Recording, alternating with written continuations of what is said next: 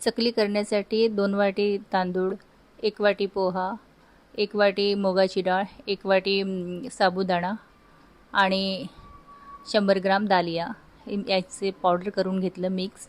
आणि ते मीठ, तिखट, हळद हे 1-1 चमचा घातलं आणि त्या धणे, जिरे पावडर केली मी आणि त्यामध्ये आलं लसणाची पेस्ट आणि मोहन घातलं आणि छान आता एकत्र करायचं. त्यामध्ये ओवा पण घातला. असं पूर्ण एकत्र करायचं. एकत्र केल्यानंतर चमचाने, जर गरम आहे म्हणून चमचाने करायचं.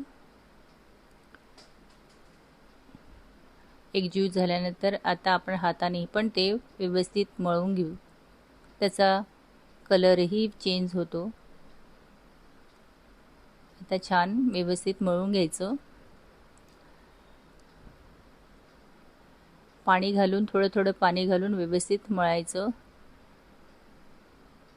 चकलीचं पीठ हे थोडं बारीकच करायचं. जाड केल्याने थोडं चकल्या तुटतात, म्हणून बारीक पिठाच्या चकल्या करायच्या. पीठ बारीक दळायला द्यायचं गिरणीवर. असं थोडं पाणी घालायचं. व्यवस्थित पाणी घालायचं आणि वरून तीळ घालायची. 1 चमचा तीळ घातली. आता व्यवस्थित मळून घेतलंय मी. छान झालं आहे. आता आपण त्याला 5 मिनिटासाठी झाकण लावून ठेवूया. 5 मिनिटं झाली. आता आपण चकली करायला घेऊ.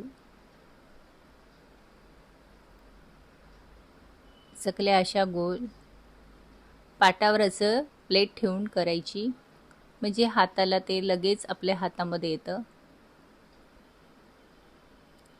प्लेटनी हातावर घेऊन ती चकली बरोबर आपण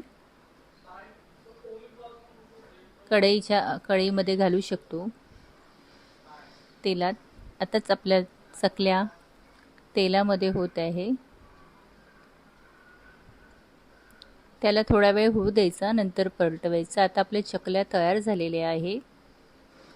अशा आपण सर्व चकल्या करून घेऊया.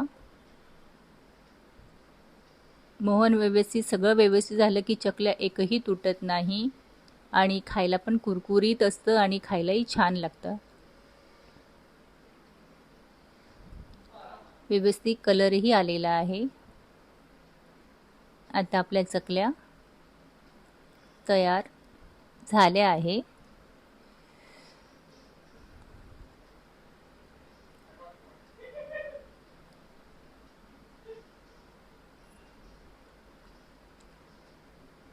एक आता चकल्या आपल्या तयार झालेल्या आहे. आता ही मी तोडून दाखवते. बघा ही किती कडक आणि कुरकुरीत तयार झालेली चकली आहे. तुम्हीही करून बघा चकली.